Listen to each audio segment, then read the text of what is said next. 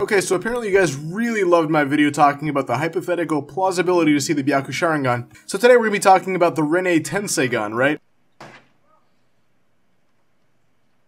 Now, if you guys haven't watched the last one, I suggest you do that first, but essentially this is a dojutsu that we could possibly see in the future. Now, the principle behind the RinneTenseigan is an amalgamation of the superior dojutsu to the Sharingan, generally speaking, the Rinnegan, and that of the Byakugan, so the Tenseigan. Now, the Rinnegan is obtained by getting the chakra from Hagoromo, or by combining the chakra of Indra and Ashura, right? So, whether it's obtaining the chakras directly, or through reincarnations, which hold the catalyst for their chakra. Now, this kind of brought about the idea to me about combining different chakras to obtain a dojutsu, right? I found that very interesting. Now, the Byakugan, on the other hand, is obtained by being a Hyuga or Notsuki descendant, excluding Hagoromo himself. Now, the Tenseigan is a pretty bulked up Byakugan with an array of additional abilities, and is acquired, generally speaking, when a Notsuki is implanted with the eyes of a Hyuga. Now, the reason for this is probably because you're combining two different branches of the Hamura lineage and combining them to get Hamura's original power. Now, the reason why I wanted to talk about this topic is because rather than combining Indra's and Ashura's chakra to obtain a Rinnegan, keep in mind that these guys are two half-Otsutskis, we're combining the chakras of Hagoromo and Hamura to obtain an even stronger dojutsu, the RinneTenseigan. Now, in theory, you could assume that you would receive the Rinne Sharingan. I have a video talking about that if you guys want to go check that out for more clarification,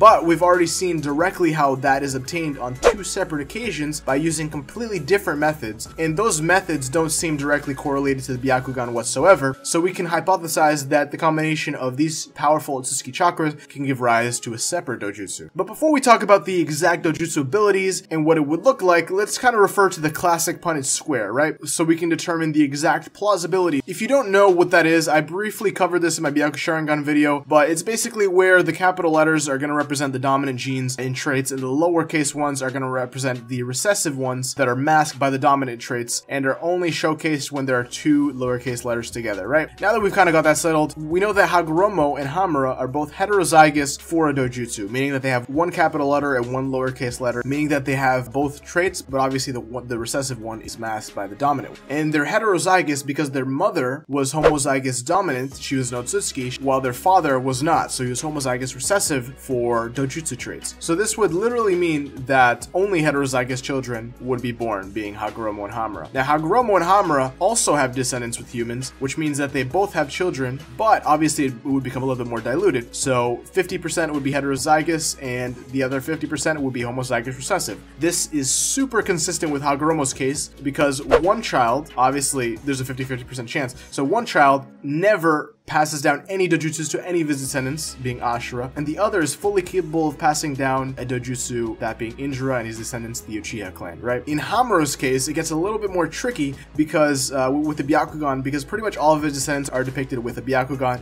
even though there's not a large majority of them. Now, this could be explained by him having a few heterozygous children, which is very likely, and his heterozygous offspring inbreeding to result in homozygous dominance, which obviously, if inbred, would result in only homozygous dominance, and you would only see Byakugans, which is very consistent with what we see. Now, if you try to argue with the validity of real-life applications to the verse, they do seem to hold water, even in obscure circumstances, such as in Sarada Boruto and Himawari. They all seem to entirely fall under the Punnett Square model, so these systems are super consistent. Now let's talk about the mechanism of producing a RinneTenseigan, right? If we combine a heterozygous Rinnegan and a heterozygous Tenseigan, obviously because both Hagoromo and Hamura are heterozygous, we would result in a 25% chance of getting a homozygous dominant for both the Rinnegan and the Tenseigan. And obviously if co-dominance and incomplete dominance were in effect, this would result in characteristics of both dojutsus, which would obviously be obtained by combining Hagoromo's and Hamura's chakras. The other possibilities that we could have are 25% chance of Rinnegan, Tenseigan, or Ni. Now, under the model of co-dominance or incomplete dominance, this dojutsu would most likely have the color of the Tenseigan with the Tomo patterns of the Rinnegan. That's how I'm most likely seeing this type of dojutsu represent itself. As far as abilities go,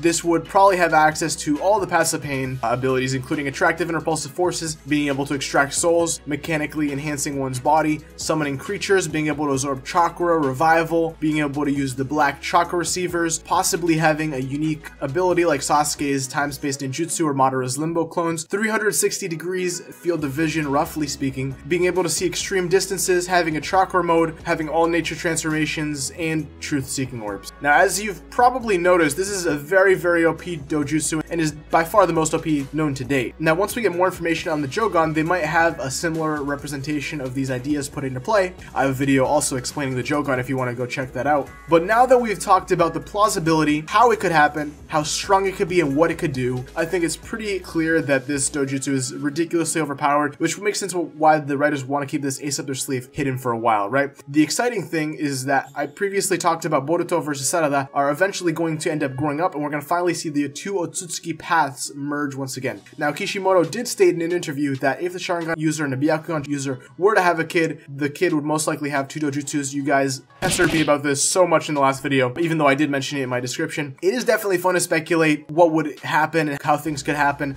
but in this case, it would be a little bit more complicated for this particular dojutsu. But anyways, if you guys like more hypothetical videos like this where we talk about the plausibility of certain scenarios, power scaling, manga reviews, and more, be sure to like, comment, subscribe, and I'll catch you in the next one.